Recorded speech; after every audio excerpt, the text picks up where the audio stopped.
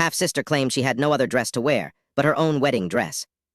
I've been stewing on this story for a few years now and decided it was time to finally voice it out. This happened back in the beginning of 2017. The cast: John, my brother; Jane, my sister-in-law; Susan, my half-sister; me, T. Talgibal. Forgive me for formatting, by the way, I'm on my phone. Let's begin. Back in 2016, my brother announced that he and his girlfriend of many years were engaged and were planning on having a wedding the following year. They gave 9 months' notice, at least, to people who would be invited, and also told us what the color theme for the wedding would be: purple. In that time between the announcement and the wedding date, I was easily able to order a dress from an online retailer in London, have it sent to me, and still had time to replace it if I needed to. I did not. 2017 comes, and the wedding weekend has arrived. I live in a different state from my brother, as my mom and I moved from our hometown back in 2013. So we both had to travel across the ocean back to the mainland to attend the wedding. The wedding was absolutely gorgeous. Sunny day on the beach.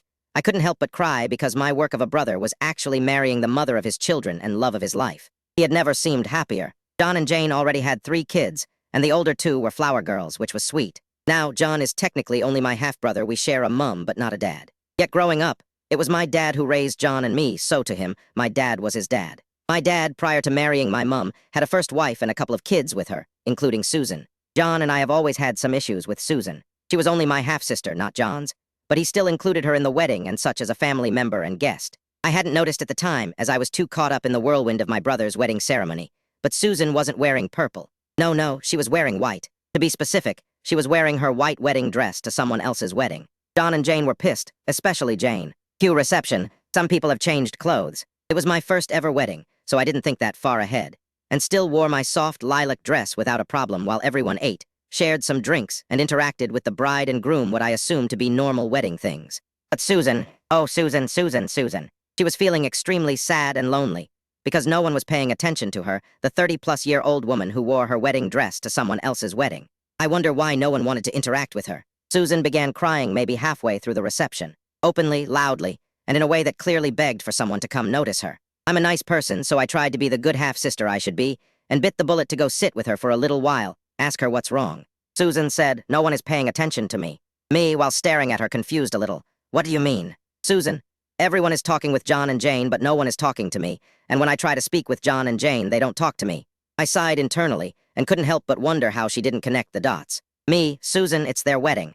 Of course everyone is going to be talking to them, and they're going to be busy. Susan, I don't care, I'm John's sister, so he should talk with me more. Actually, lady, you're not his sister. I am, but okay, whatever. I was able to slip away and spent time with some other family who weren't acting as if this day was all about them. After the ceremony, Jane admitted to me she was livid about how Susan wore the wedding dress. She had plenty of time to plan for the wedding and get appropriate attire. But when finally confronted, Susan said she had no other dress she could wear. This is perhaps a boring tale to most, but even nearly 4 years later, I'm still pissed at my half-sister for doing that. My mum, John, and Jane are also pissed about it still. I've since cut contact with Susan. Her and I never had a good bond anyway, and as far as I could see it, we just shared a dad, but I almost never had to deal with my dad's previous family.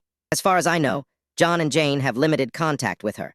But that can't be helped as they live in the same city as her now, while I happily live in a place where an ocean is between me and her. TLDR, my half-sister Susan had the audacity to wear her own wedding dress to my brother's wedding, and then wonders why no one wanted to associate with her. Edit. I finally had a chance to speak to my mum about Dad's previous marriage, as I had some comments expressing concern that my dad's lack of commitment to his other kids was of concern.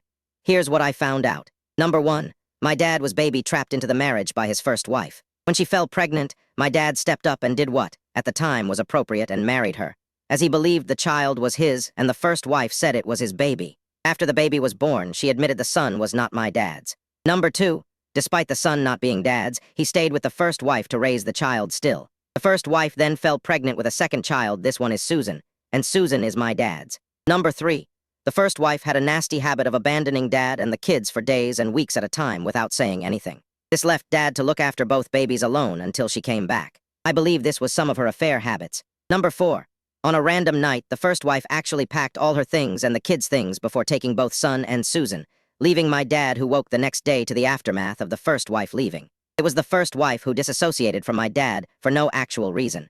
Mum told me that Dad had no choice but to give up rights to the son and Susan because the first wife wouldn't let him interact with them at all, nor herself. Please note, my dad was not abusive to her in any way. Rather, the first wife was the violent one, and Mum explained that there was something wrong with her mentally, but she never sought help. Number 5.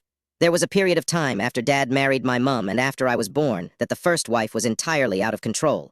Dad took in both the son and Susan to live with us for a few months. But the son was a violent child.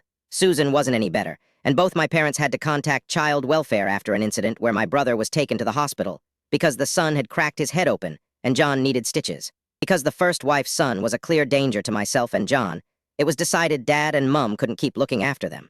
Number 6.